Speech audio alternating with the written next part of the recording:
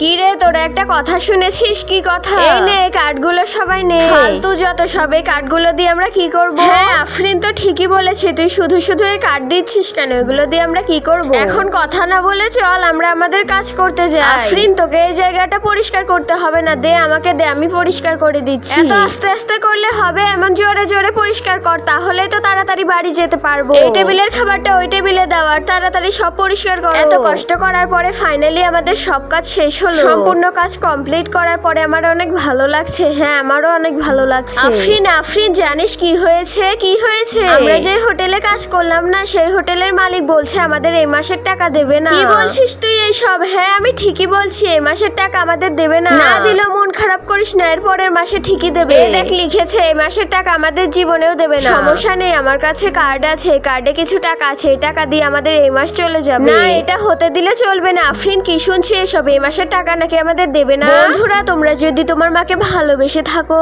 আর এই ছবিটিকে সুন্দর মনে করে থাকো, তাহলে ভিডিওতে একটি লাইক করে চ্যানেলটি সাবস্ক্রাইব করে দাও।